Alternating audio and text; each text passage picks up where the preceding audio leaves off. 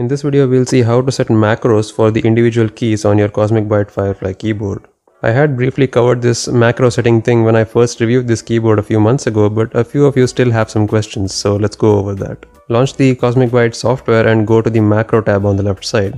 You'll see 34 default macros already created per mode, and there are 4 user selectable modes on the right side. You can clear the default function set to any macro by clicking on the actions and deleting them one by one. You can now record a new set of key presses by clicking on Key Press Any option. Unlike some other software, this doesn't automatically record a bunch of keys that you press together. It only records one key at a time. So if you're recording a key combination like Ctrl-C or Ctrl-V, you'll have to press it that many times to register keys one by one.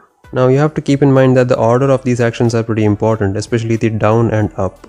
Down means the key is being pressed down and is still being registered, and up means the key has been let go. So for complex key combinations, my recommendation is to delete the up action altogether. We just want the keys to be registered as down. Once you've recorded all of your actions, you can now rename the macro. Simply right click on it and select rename and type whatever you like. Once you're all done, you can click on the All Save button at the bottom to save all of these settings. Next, to assign it to a particular key, go back to the key column that you see on the left side. First select the key that you want to assign that macro to, and then from the drop down select macro. Select the macro that you just renamed and click Save. Note that the software is not that great and sometimes it doesn't even show the renamed macro, so you may have to close this down and open it once again. It may take you a few tries, but it definitely does work. Now some of you had also asked me that can you launch applications directly with the help of a keyboard shortcut? Well, you can't do it directly, but I did find a way to do that. We're gonna make use of the keyboard shortcuts feature that Windows OS has built in. What you do is you first right click on the app that you want to set it to and go to its file location, and from there you go to its properties. So from the shortcut tab, you can now assign a shortcut key. It can be any key like up arrow, down arrow, home, end, any alphabet, whatever you like. Windows will automatically register that as Ctrl Alt and the key that you want, so that will be a combination of these three.